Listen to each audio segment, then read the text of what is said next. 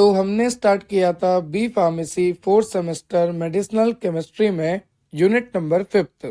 और unit number 5th के last lecture में हमने जनरल एनास्थेटिक को डिटेल स्टडी करा था, जहां पर हमने देखा था कि जनरल एनास्थेटिक होता क्या है, इसका मैकेनिज्म ऑफ एक्शन क्या है, इसका क्लासिफिकेशन क्या है, साथ ही साथ इसमें कौन कौन सी स्टेजेस इन्वॉल्व होती है, ये सारा हमने लास्ट लेक्चर में देखा था। और जनरल एनेस्थीसिया के साथ हमने प्री एनेस्थेटिक भी देखा था। अब आज का जो आपका लेक्चर है वहां पर हम पढ़ने वाले हैं second lecture of general anaesthetic, जहां पर हम देखेंगे हैलोथेन की सिंथेसिस, केटामाइन हाइड्रोक्लोराइड की सिंथेसिस और मेथोहेक्सेटल सोडियम की सिंथेसिस। ये लास्ट लेक्चर में क्लासिफिकेशन हो गया था। क्लासिफिकेशन ऑफ जनरल एनास्थेटिक में आप देख सकते हैं 3 क्लासिफिकेशन आपको दे रखा है: inhalation anaesthetic, ultra short acting barbiturates and dissociative anaesthetic. तो ये पूरा क्लासिफिकेशन आपको लिखना है कि इनहेलेशन एनास्थेटिक में हेलोथेन, मेथॉक्सीफ्लूरेन एंड फ्लूरेन इंक्लूड होते हैं। अल्ट्रा शॉर्ट एक्टिंग बार्बिचुरेट्स में मेथोहेक्सेटल सोडियम, थायामाइल, थायोपेंटल सोडियम इन्वॉल्व होते हैं। और डिसोसिएटिव एनास्थेटिक में केटामाइन हाइड्रोक्लोराइड इन्वॉल्व होता है। तो इन सब के लिए मैंने 2-2 लाइन लिखी है आज के लेक्चर में, पर आज का लेक्चर आपका मेनली 3 सिंथेसिस के लिए है, जहां पर हम देखेंगे halothane, methohexital sodium and ketamine hydrochloride. तीनों ही इंपॉर्टेंट है, तीनों ही 2 मार्क्स के लिए काफी ज्यादा इंपॉर्टेंट है। तो चलिए लेक्चर को स्टार्ट करते हैं। तीनों रिएक्शन की मैकेनिज्म समझते हैं, सिंथेसिस समझते हैं। अगर आपको और लेक्चर की रिक्वायरमेंट है तो आप चेक कर सकते हैं हमारी प्लेलिस्ट, जहां पर आपको यूनिट वाइज सारे लेक्चर मैंने मेंशन किए हुए हैं। और अगर आपको नोट्स की रिक्वायरमेंट है तो आप चेक कर सकते हैं हमारी एप्लीकेशन डेप्थ ऑफ बायोलॉजी की एप्लीकेशन आप डाउनलोड कर सकते हैं प्ले स्टोर से, और आपको वहां पर सारे नोट्स अवेलेबल मैंने कराए हुए हैं। वहां पर लाइव लेक्चर्स भी होते हैं, ऑनलाइन क्लासेस भी होती है, तो जरूर डाउनलोड कीजिएगा डेप्थ ऑफ बायोलॉजी एप्लीकेशन। चलिए लेक्चर को स्टार्ट करते हैं। तो देखो, जैसा कि मैंने आपको इंट्रोडक्शन में बता दिया कि जनरल एनास्थेटिक हम पहले ही कवर कर चुके हैं। जनरल एनास्थेटिक की डेफिनेशन, जनरल एनास्थेटिक का मैकेनिज्म ऑफ एक्शन और जनरल एनास्थेटिक की स्टेजेस हमने पहले ही लेक्चर में कवर कर ली है, और वो लेक्चर आपको प्लेलिस्ट में मिल जाएगा। अब आज हमें 3 सिंथेसिस करनी है।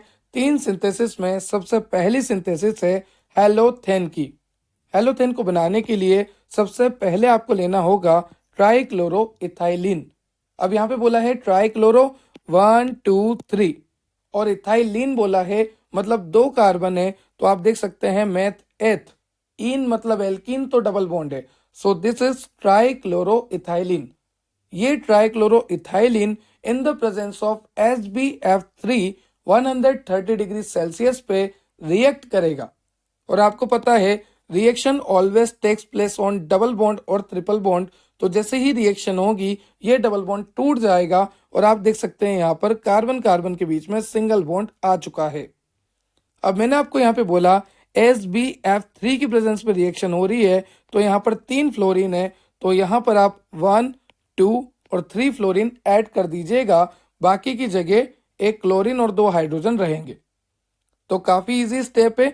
सबसे पहले ट्राइक्लोरो इथाइलिन की रिएक्शन आपको करानी है SbF3 से 130 डिग्री सेल्सियस पे, तो आपको मिलेगा 3 फ्लोरीन।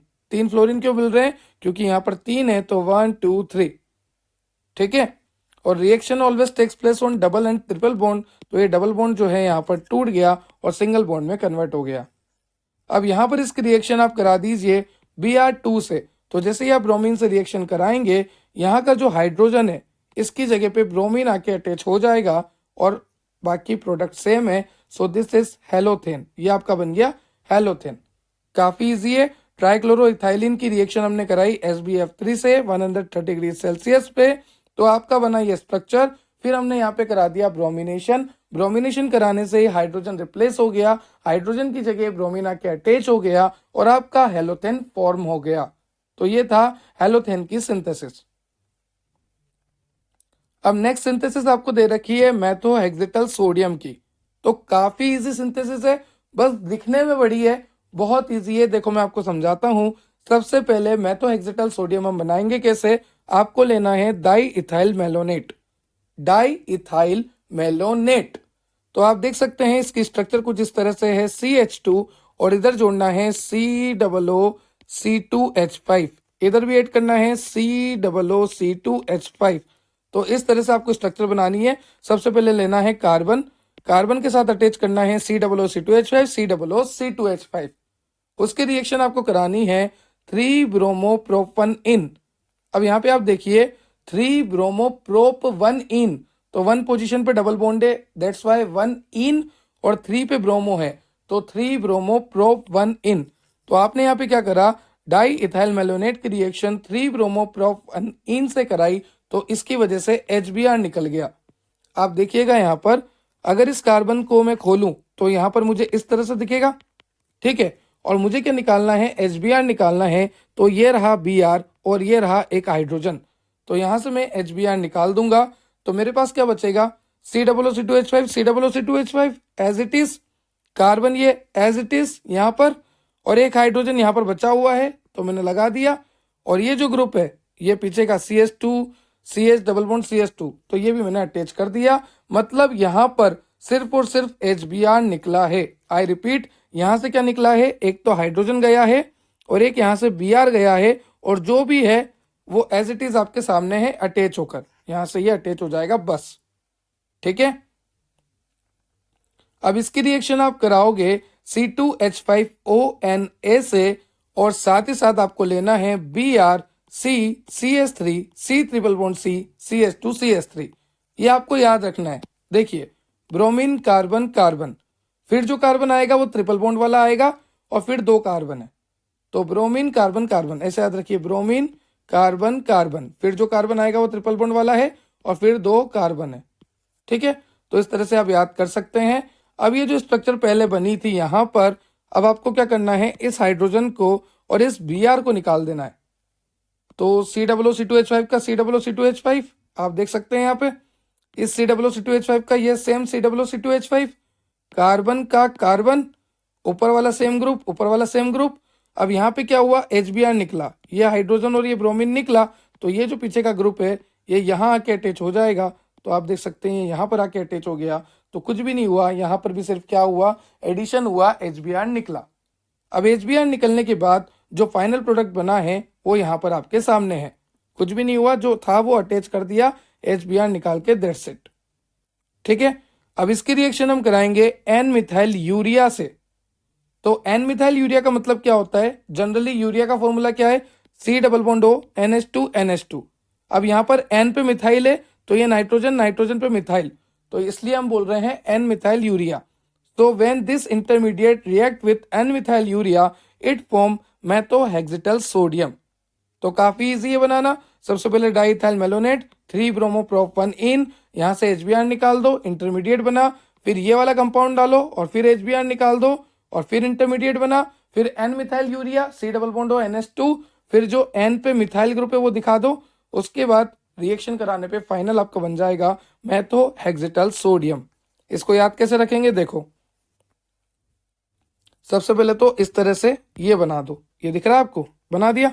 अब यहाँ पर ऊपर नाइट्रोजन, नीचे भी नाइट्रोजन, ठीक है, बना दिया त्रिशूल। त्रिशूल बना के क्या करना, ऊपर भी नाइट्रोजन, नीचे भी नाइट्रोजन, और पीछे लगाना O नेगेटिव Na पॉजिटिव, ठीक है। फिर उसके बाद यहाँ से चलना और यहाँ से भी चलना, ऊपर वाले पे हाइड्रोजन, नीचे वाले पे CH3। मैं आपको रिपीट करके बता देता हूँ, देखो ध्यान से देखते जाओ और समझते जाओ।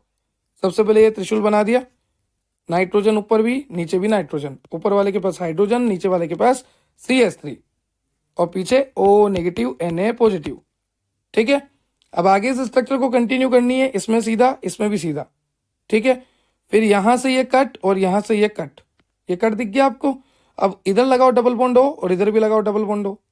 देख लो यहाँ पे ये त्रिशूल बनाया था, यहाँ से ये सीधा चला था, इधर भी डबल बॉन्ड O, इधर भी डबल बॉन्ड O, ठीक है, दिख रहा है। और फिर यहाँ पर ये देखो, ये जो ग्रुप है ये सिमिलर है, और ये जो ग्रुप है ये भी सिमिलर है, तो हो गया, बन गया, कुछ भी नहीं था, ठीक है। नेक्स्ट चलते हैं। नेक्स्ट आपकी सिंथेसिस है कीटामाइन की। तो कीटामाइन हाइड्रोक्लोराइड को ध्यान से देखिएगा। तो सबसे पहले तो आपको लेना है O क्लोरोबेंजोनाइट्राइल, बेंजीन के ऊपर Cl है और साइनाइड है। इसकी रिएक्शन आप कराओगे साइक्लोपेंटाइल ग्रिग्नाट से।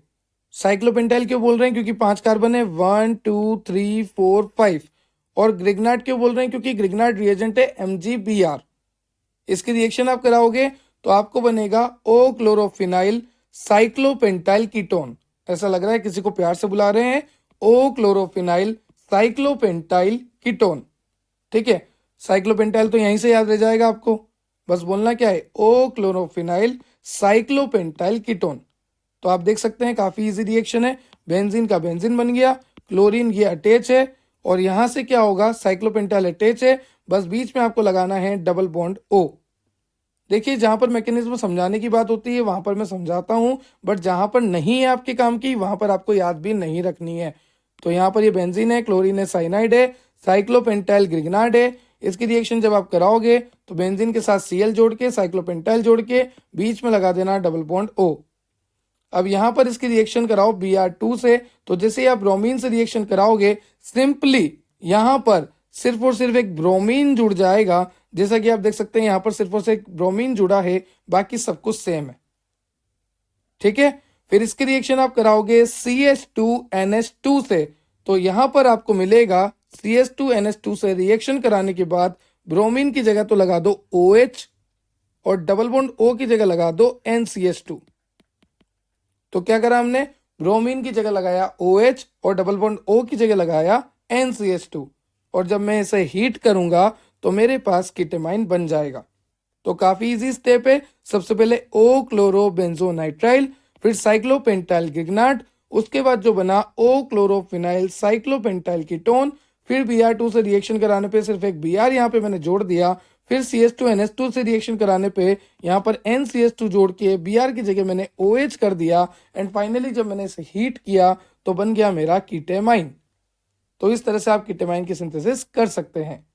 आई होप आपको लेक्चर क्लियर हुआ होगा। आज के इस लेक्चर में हमने 3 सिंथेसिस देखी। जनरल एनास्थेटिक हम पहले ही कवर कर चुके हैं, लेक्चर आपको प्लेलिस्ट में मिल जाएगा। Thank you so much, have a nice day.